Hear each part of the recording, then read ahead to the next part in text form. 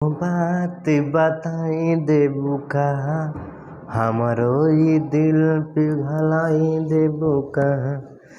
आप सभी का स्वागत है हमारे यूट्यूब चैनल में, डांस चैनल में, एंटरटेनमेंट में। आप सभी का स्वागत है। आप सब उम्मीद करते हैं, आशा करते हैं कि आप सब ठीक होंगे, खुश होंगे, हंसते होंगे, गुनगुनाते रहेंगे।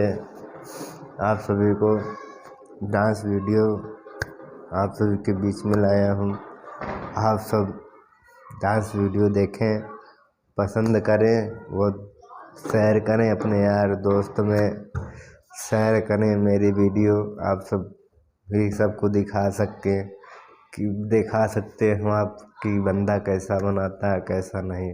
हम आशा करते हैं आप सबको मेरी वीडियो अच्छी लगती होगी।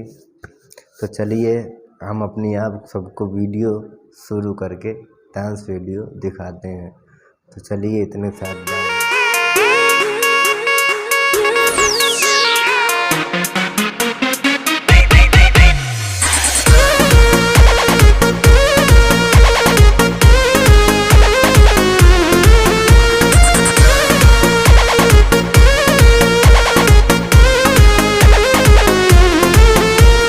छीटा जवानी के उड़े दहो, मनवा से मनवा के जुड़े दहो। छीटा जवानी के उड़े दहो, मनवा से मनवा के जुड़े दहो। आज सुते दरिया तान के टूट जाए राजा जी, टूट जाए राजा जी पलंग सागवान के, टूट जाए राजा जी पलंग सागवान के।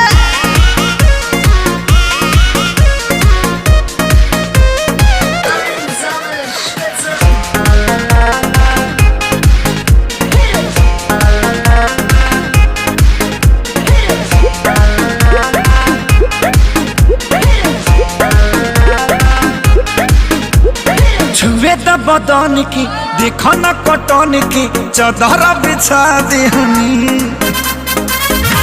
पलम जी मन पिघला देहनी, पलंग पर झुलुआ झुला देहनी। छुए त बदन की देखो न कटन की, चदर बिछा देहनी। पलम जी मन पिघला देहनी, पलंग पर झुलुआ झुला देहनी। परियार बात बेडिया फान के टूट जाए राजा जी, टूट जाए राजा जी पलंग सागवान के, टूट जाए राजा जी पलंग सागवान के।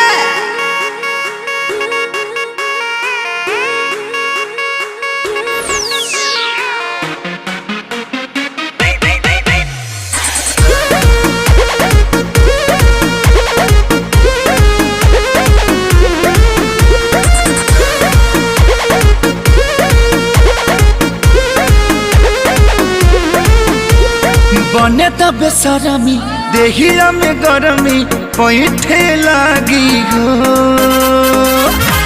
कमरिया ऐठे लागी हो, नस नस बैठे लागी हो। बने त बेसरमी देहिया में गरमी पैठे लागी हो। कमरिया ऐठे लागी हो, नस नस बैठे लागी हो। तू बहाना न बनावा सब